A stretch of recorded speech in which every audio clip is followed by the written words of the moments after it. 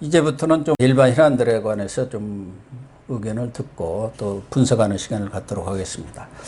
우선 검찰 얘기를 안 할 수가 없는데, 검찰도 지금 추미애 장관과 윤석열 총장 간에 갈등이 있다 보니까 추미애 이성윤 파하고 윤석열 파하고 양분됐고, 그래서 한쪽은 정권 수사파, 그러니까 수사를 해야 한다. 정권 수사를 하자. 또 하나는 정권 사수 내지 보위파로 이렇게 완전히 나눠져 버렸다는 거예요. 그런데 지금 소위 이성윤 검찰이라고 지금 하죠. 과거 윤석열 검찰을 이제 사실상 검찰총장 역할을 이성윤이 하고 있는, 이분들이 요새는 너무 기세 등등해갖고 다 승진하지, 좋은 자리 가지, 꽃보직 차지하지.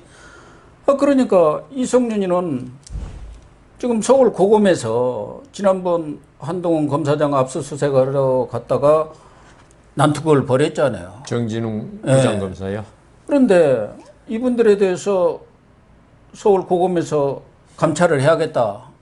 또 감찰을 할 사안 아닙니까? 그렇죠. 근데 이성윤이가 쫓아가갖고 검사장한테, 고검장한테, 아니 지금 이렇게 수사 중인데 무슨 감찰이냐, 끝나고 해야겠다고 한바탕 싸웠다는 거고, 지금 그 밑에 있는 이정현 1차장은 벌써 승진해갖고 공공수사부장인가로 가버렸고, 대검에. 예. 나머지 부장이고 정진웅이고 누구 전화도 안 받는다는, 이런 게 공직사회에서 있을 수 있는 일입니까? 진짜 계속 뭐 그 하극상이 일상화돼 가지고 이제 별로 뭐 새롭지도 않습니다. 그리고 아니 검찰에서 그런 일이 있어서는 안 되죠. 그냥 안 되는 데서 이런 일이 계속 생기니까 이게 나라냐.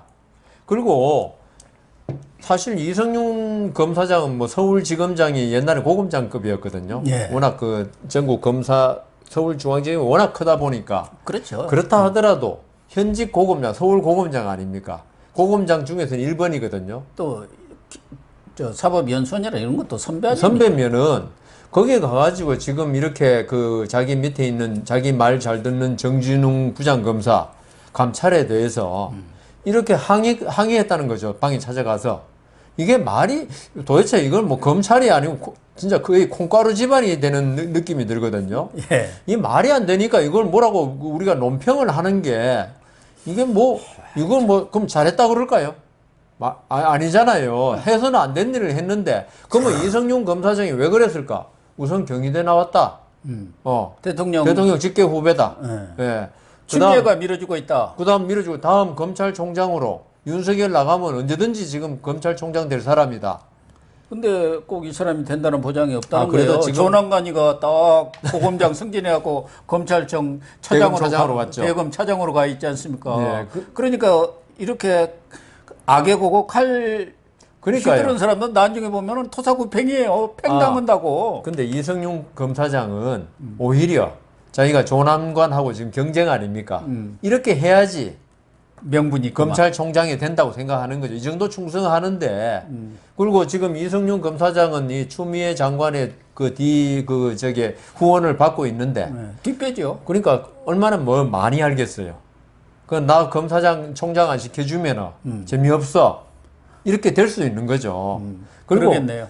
그래서 이성윤 검사장으로서는 지금 할 수 있는 한 최대한의 충성을 보이고, 하여튼 뭐 그게 어떻게 나중에 조남관 차장하고 어떻게 될지 모르지만은 칼자루는 이성윤이가 지고 있잖아요. 그렇죠. 거기서 중앙지검에서 다 수사하는데요. 권력 지금 비리고 뭐 뭐고.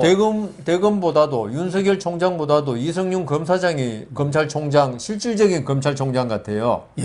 그러니까 이성윤 검사장 그러는데, 이게 한마디로 지금 그 옛날에 강금실 법무장관이 있을 때, 저도 그때 영동에서 그 지원장 하고 있는데, 그때 내세운 표가 음지에서 양지로 검찰 인사를 하면서 양지에서 음지로 한번 해가지고 검찰에서 능력 없어가지고 저 밑에 계속 있던 사람이 하루아침에 좋은 자리로 가고 이랬거든요. 그래 검찰이 한번 뒤집어진 적이 있어요.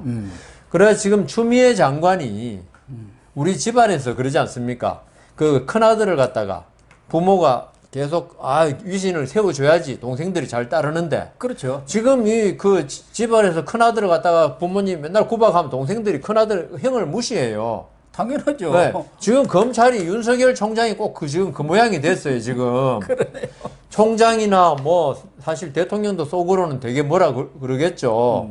그럼 밑에 동생들 검사장이나 평검사들이 볼 때는 동생들도 바보 같은 동생들이 아니고 눈치가 그러니까 눈치 백단들인데 백단들 그래서 지금 이성윤 검사장 이런 사람들이 지금 계속 이러는 게 결국 윤석열 힘 빼기에 그 원인도 제공되고 그 결과도 되고 그 윤석열 총장이 참 저는 대단하다고 생각해요. 예전 같았으면 이 정도면 벌써 나와도 한 100번은 나왔을 거야 아마.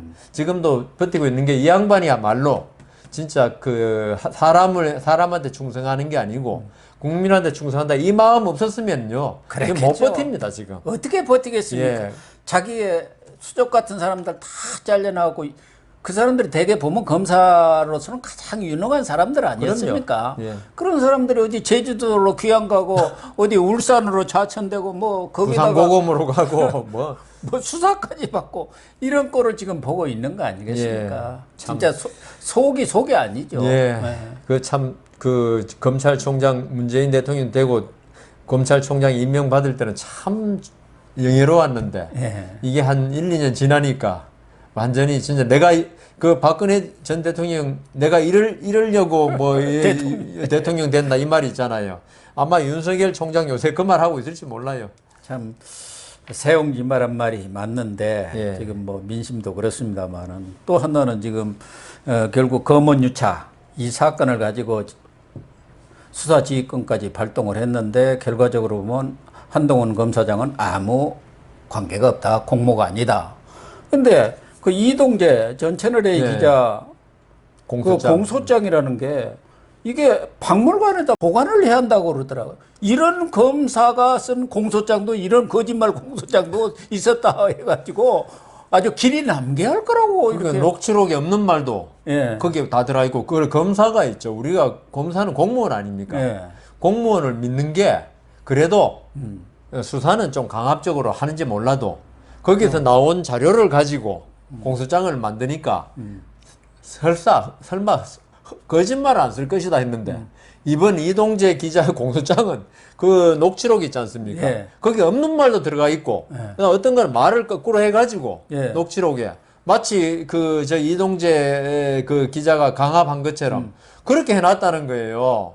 그리고 자기들한테 불리한 내용은 싹 싹 빼고, 빼고. 유시민이 관심 없다 뭐 이런 것을 싹 예, 빼고 딱 빼고 그게 사실은 한동훈 검사장이 공모 안 했다는 진짜 그 결정적인 거 아닙니까? 예. 그걸 넣으면은 그게 한동훈 검사장이 기소가 안 됐으니까 별건 아닌데 그게 얼마나 그 창피한 겁니까? 검찰한테는 이걸 기소한. 그러니까 그런 거 다 빼고 하여튼 거기다가 그거 박물관에 진짜 보관한다는 게 아주 훌륭해서가 아니고 반면교사로 반면교사. 예, 군사 정권 시절에도 안 그랬던 일을 지금 이 정권의 검사들은 이렇게 할 수 있구나.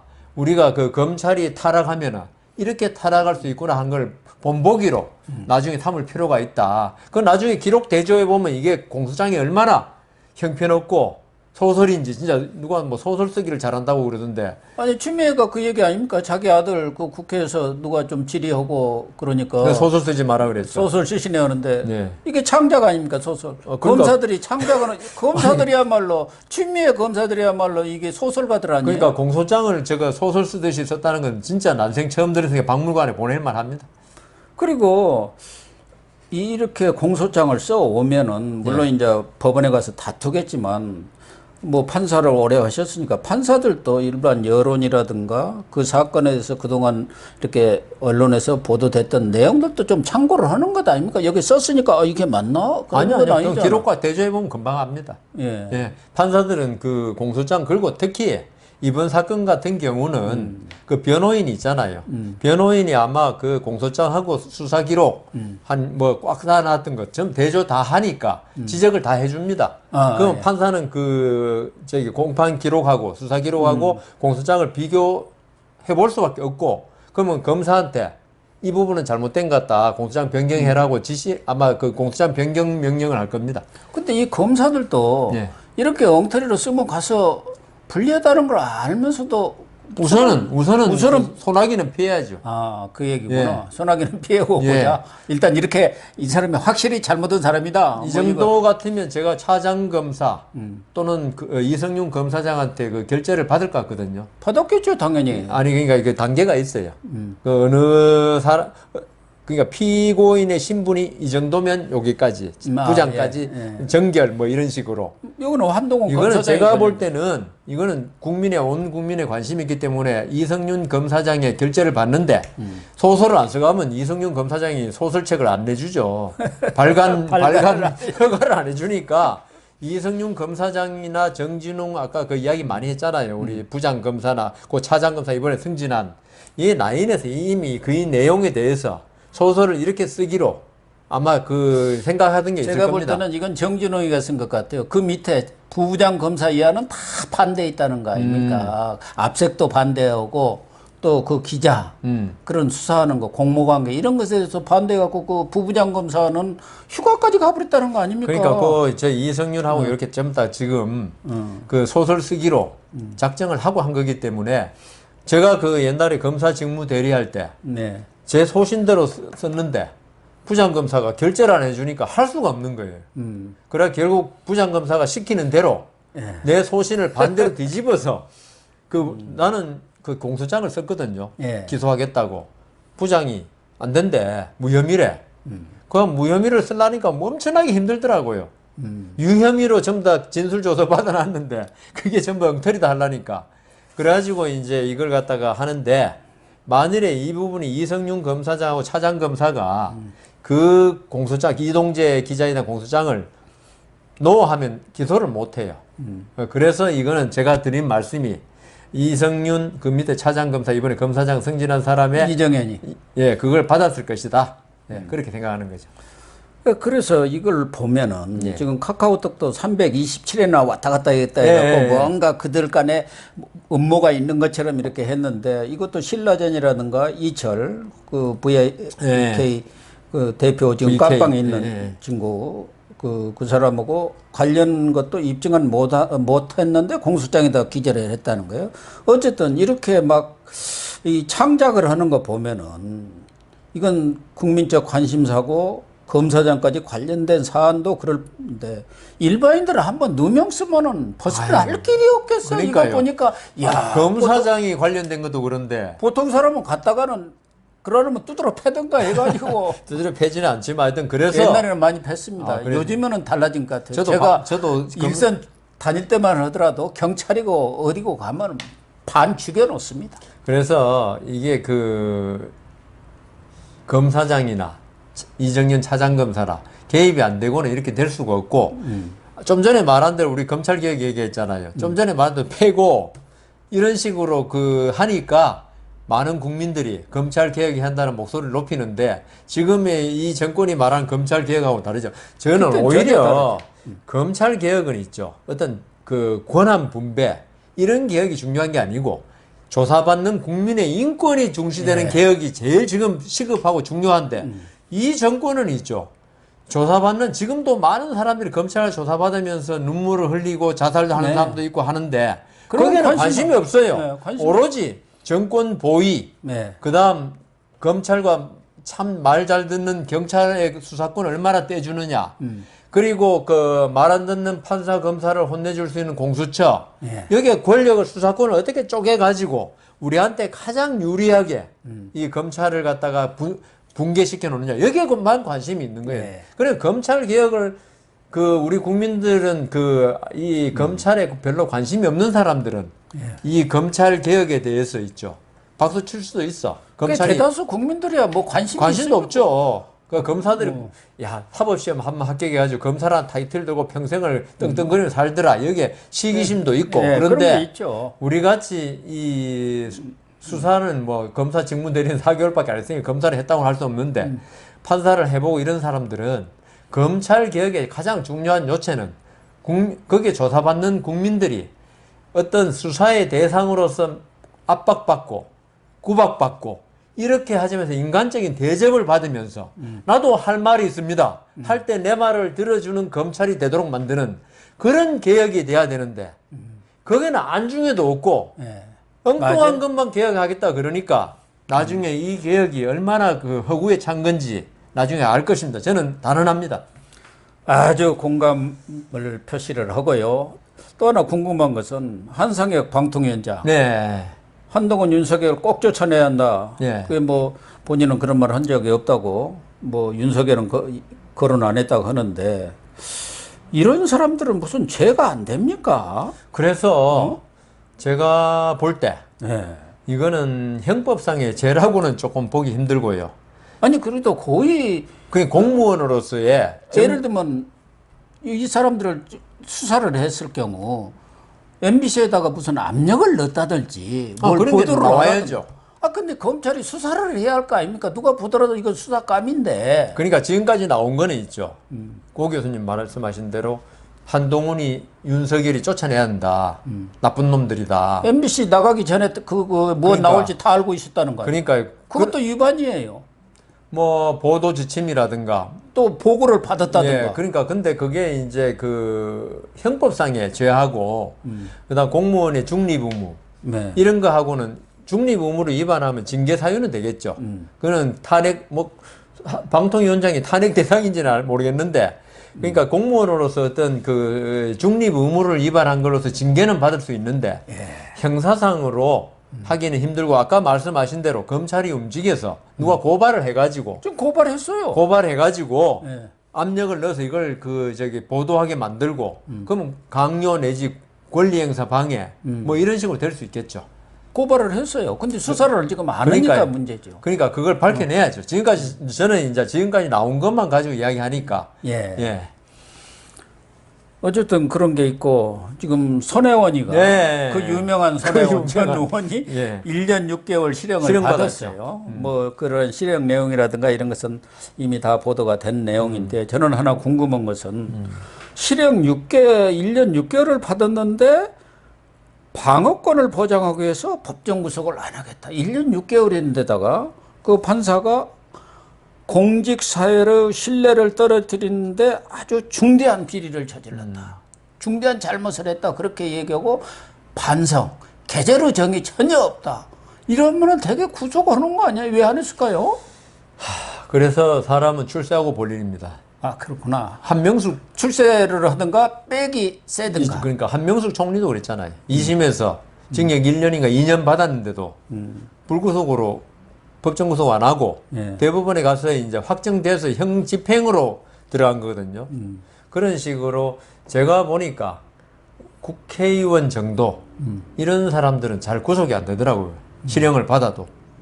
그래서 이제 힘없는 사람들만 바로 그냥 구속이구만. 우리- 빵 몇 개 훔쳤다 해갖고 무슨 6개월인가 무슨 8개월 실형 살고 막 그러잖아요. 그 법원에서 저도 법정 구속을 좀 한 판사인데 법정 구속을 하는 이유가 여러 가지가 있는데 그 중에 하나가 여기서는 안 나온 이유인데 뭐냐 하면은 판사들이 항상 하는 말이 그거예요. 손에 피 묻히기 싫어한다고. 피 묻힌다는 게 딴 게 아니고 구속하는 거. 판사들이 풀어주는 거는 참 기쁘게 풀어주는데 그렇죠. 구속하는 거는 참 검사들이 잘하는 일인데 예. 검사들의 어떤 일인데 칼이 두르는 예. 판사들이 사람을 구속시키는 거 이거는 판사들이 그건 안 맞다 하는 사람도 있어요. 근데 내가 법정 구속 안 하잖아요. 근데 2심 이제 항소한다고 그래요, 지금. 손혜원 의원도. 뭐 하겠죠, 당연히. 아니, 항소 뭐 하겠다. 당연히 하죠. 항소 안 하면은 바로 그 형이 확정돼가지고 수감돼야 되기 때문에 하는데요. 하면은 이제 2심에서 구속도 해야 되는 일이 생겨요. 그러면 2심에 미안하다는 거야.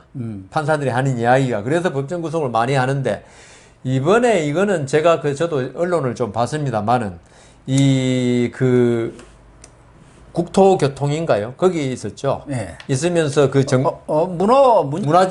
문체이. 그거 간사했죠. 그러니까 그 정보를 다 거기에 아는 거죠. 목포 거기에 예. 저 정보를 받아낸 게 도시재생사업계획 예. 다 받아낸 거예요. 문화재로 그래서 개발한다 아마 해갖고. 판사로서 그 손혜원 의원 측도 전 의원이 좀 많이 다퉜지만은 이게 기밀을 받아가지고 그걸 이용한 것으로 볼 수 있느냐 여기에 대해서는 좀 한 번 더 다퉈볼 필요가 있다고 그 이야기했더라고요 판사가. 그러니까 방어권 그 부분에서 방어권을 이야기했어요. 판사가 그러면은 아니, 차명으로 이렇게 그거는 뭐 삼은 부동산 실명제 위반. 실명제 위반 그거는 뭐 다퉈볼 여지가 사실만 인정되면 창성장 그거 말씀하신 거 아니에요? 예. 그거는 뭐 별 문제 없는데 그 문체위에서 정보를 받아 가지고 그걸 이용해서 이걸 갖다가 사들였냐, 부동산 투기를 했느냐, 이 부분에 관해서는 좀 다퉈볼 여지가 있다고 말했어요. 그래서 저는 그 판사가 사실은 이게 그 박찬우 판사인가요? 그 전 판사가 지난 2월에 인사로 그 이제 광주지법으로 갔어요. 예. 부장 되면서. 그분은 우리법 연구회 출신이에요. 그분이 계속 재판했으면은 이 무죄 날 뻔했네. 그래도 이번에 박성규 판사라고 부장이라고 예. 그분이 이 양식 재판을 있는 2월 달에 이 재판을 맡으면서 이렇게 된 게 그래도 좀 근래에 이재명 지사, 은수미 의원 이런 거 전부 다 나오면서 이게 그래도 할 것이 다 나왔어요. 가뭄 속에 소나기 같은 예? 그래도 실형 나왔다는 게 유죄 나오고 그거 보니까 아직도 대한민국 사법부는 살아있다. 저는 이거 보면서 참 사법부의 희망을 가지면서도 야 성창호 효과가 이렇게 크구나. 성창호 판사가 김경수 법정구속에다가 본인이 재판받는 일이 벌어졌잖아요. 그런 생각도 들고 또 손혜원이가 미운털이 받겠다고 했는데 예. 뭐 판사한테 미운털을 받겠다는데 제가 볼 때는 문재인하고 김정숙이 들으라고 그런 것 같아. 아니 다른 사람은 다 내주면서 왜 나만 갖고 그래? 그 얘기 아닙니까? 난 그런 생각이 드는데. 저는 그 손혜원 전 의원이 재판 받으면서 법정에는 안 가봤습니다만 어떻게 했을지 눈에 선합니다. 그럼. 예, 그 양반 성격으로 볼 때 법정에서 하여튼 뭐 좀 그랬을 것 같아요. 아니 여기 수사하던 그 검사도 쫓겨가려 가지고 어디 고검 차장인가로 갔어요. 네. 거기 차장검사 담당 검사가 그럴 정도니까 뭐 그러니까 얼마나 세겠어요. 그러니까 재판 받으러 갈 때는 이제 판결 받으러 갈 때는 아주 개선장모처럼 완전히 하더니 울고 나왔잖아요. 그러니까 들어갈 때는 포옹도 하고 뭐 지지자하고 그러니까. 많이 했더라고요. 또 하나는 예. 이건 뭐 우문이기도 합니다만은 아니 자기가 이게 차명거래된 거 단 하나라도 나오면은 63억 지금 공시지가로 내놓은 게 그거예요. 그 헌납에 따른데 그 그냥 입 싹 씻어도 되나요? 아니 저는 그 손혜원 전 국민한테 의원 공약한 거 아니야? 국민한테 공약이 아니죠. 그러네. 피해자가 특정이 안 되죠. 저는 그 손혜원 전 의원 사건 났을 때 종편에서 방송을 많이 해서 기억하는데 제일 처음에 기소도 안 된다 그랬어요. 기소만 되면 뭐 책임질 듯이 이야기했어. 그래 그렇죠. 기소가 됐어. 맞아. 그러니까 판결 나면 유죄 나면은 또 책임진다고 아까 좀 전에 그 뭐 전액을 국가에 뭐 헌납한다 그랬는데. 뭐 금배지는 벌써 떼버렸으니까 말할 것도 없지 목숨까지 내놓는다고 그랬잖아요. 근데 지금 와서는 이제 앞으로 그러겠죠. 대법원 확정 판결 될 때까지 되면 그때 지금 그 얘기예요. 예, 이거 확정 판결 안 근데 났다. 저는 손혜원 의원 확정되면 대법원 판결이 잘못됐다. 그러겠죠. 이거 재심거리다. 재심. 한명숙 그 총리도 지금 대법원 그 판결에 대해서 재심하려다가 지금 또 요새 조용하더라고요.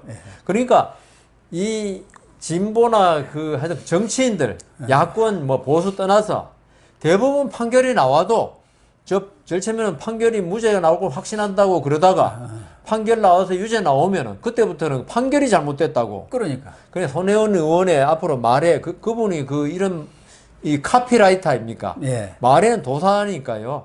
나오면 이 정의에 반하는 대법원 판결에 승복할 수 없다고 나오겠죠.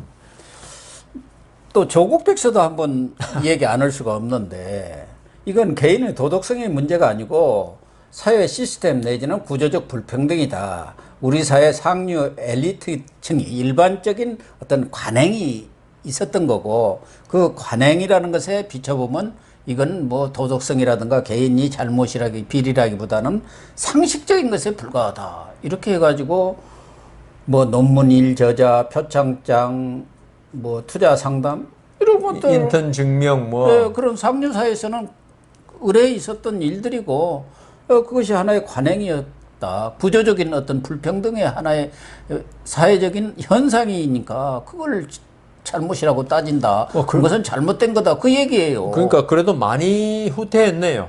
옛날에는 그거 잘했다고 빡빡 우기던데 그런 일이 없었다고 그러든지 했는데 하긴 했는데 이게 전 남들도 다 했는데 왜 나만 가지고 그래? 뭐 그 옛날에 누가 그랬죠?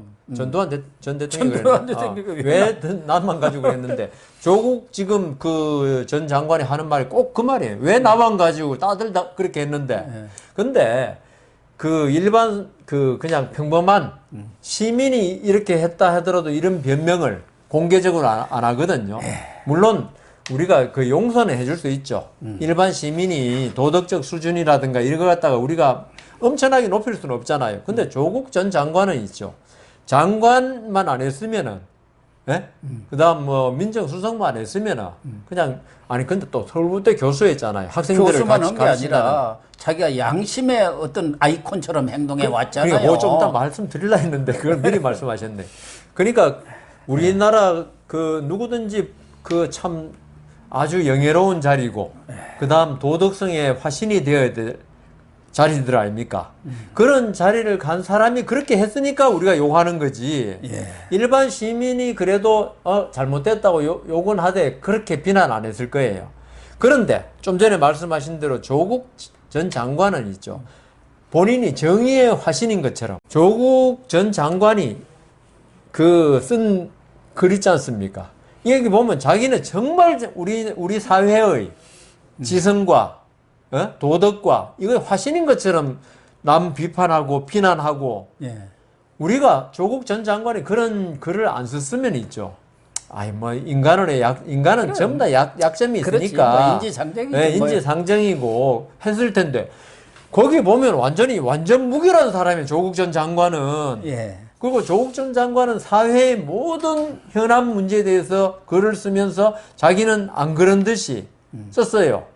그래놓고 이런 일이 벌어지는 데 대해서 누가 비난 안 하겠어요. 그러니까 그 조국 백서라는 거 김남국 변호사하고 몇 사람이 한 것 같은데 김남국, 김어준 뭐 그런 사람들이 썼습니다. 했는데 뭐 수준이 그렇습니다만은 그러면요 그 조국 백서 쓸 때 좀 전에 지금 제가 말씀드린 같은 거 그걸 좀 생각하면서 쓰라 이거죠. 조국 백서를 쓰더라도 우리 조국 전 장관에 대해서 일반인이 하면은 그게 우리 용서를 잘못했다고 하면 용서를 받을 수 있는 사안이더라도 조국 전 장관 그런 그 일반인의 입장에서 그렇게 하더라도 아까 말씀드린 그런 고관 현직에다가 본인이 도덕의 아이콘처럼 그렇게 한 것에 대해서 우리는 참 통탄한다. 이런 식으로 써야지 조국 백서인지 그렇죠. 뭐 그게 납득이 가지. 이건 조국 전 장관 용서해 주자 이 말 아닙니까? 그럼요. 남들 다 하는데 조국 전 장관도 했으니까 저는 제가 그렇게 해도 비난받을 것 같아요. 저만 해도. 어쨌든 한상혁 방통위원장 우리 방금 다룬 또 손혜원 전 의원 조국 백서 조국이 뭐 직접 쓰지는 않았습니다만 다 유효상종 아닙니까? 아이고 뭐 이런 사람들은 우리 사회에서 가장 영향력 있고 힘이 센 그런 사람들인데 이런 사람들이 문재인 정권의 핵심 역할을 맡고 있다는 것이 우리 나라의 불행인지 우리 국민의 불행인지 참 안타깝게 짝이 없습니다. 그러니까 가장 도덕적이어야 될 것이라고 믿었던 사람들이 나중에 한 행동을 보면은 가장 비도덕적인 행동을 하고 거기에 대해서 수치심을 느끼기는커녕 남들 다 했고 그다음 보수 정권일 때 보수 정권 인사들 다 했는데 왜 나만 가지고 그러냐? 그 당신 도둑질 했다고 비난하니까 또 다른 도둑놈도 많은데 왜 나만 도둑질에 대해서 비난하느냐? 그거는 그 도둑질한 사람이 도덕적으로 비난을 그 똑바로 행동하기를 국민들이 그 원하는 사람이기 때문에 그렇다는 거예요. 당연한 얘기죠.